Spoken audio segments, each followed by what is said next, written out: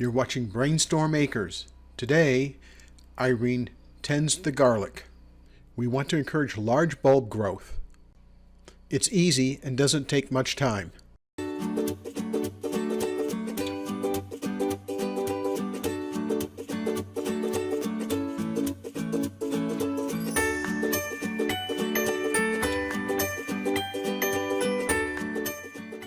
Good morning. This is Irene at BrainStorm Acres, and today I'm going to be taking care of the garlic bed. Now, you may be saying, taking care of the garlic bed? What do you need to do? Once it's planted, doesn't it just do by itself? Well, almost.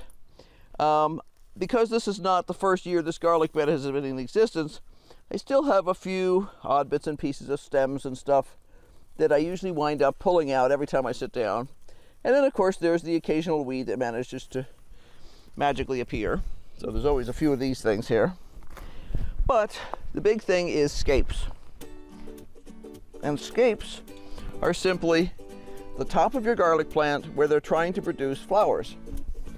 Now, you'll find them just poking out the top. They look similar to the types of flowers that are produced by onions.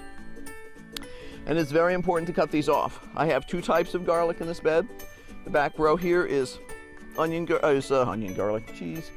elephant garlic, and this front row is hardneck garlic, which is a storage. I think this is a German garlic.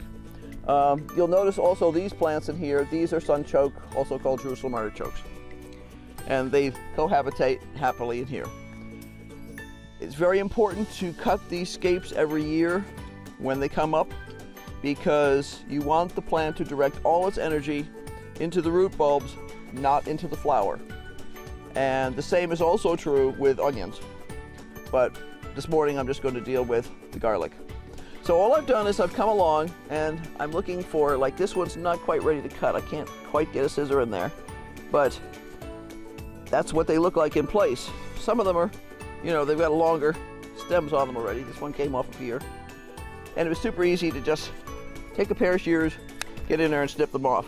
Now these are edible, so you do not have to throw them away. They have a lovely fresh garlic flavor to them, and you can do a quick saute on these with a little bit of butter or olive oil, and they're a great snack in the kitchen. And that's all there is to it. Nothing difficult, but it is important to do every year. Thanks for watching, and I hope this helps you produce really good garlic bulbs in your garden. It's not hard, it's just something important to do, and it only takes a couple of minutes every day just to check it and snip them off. If you enjoyed this, please like and subscribe and keep on growing. We'll see you next time. Bye.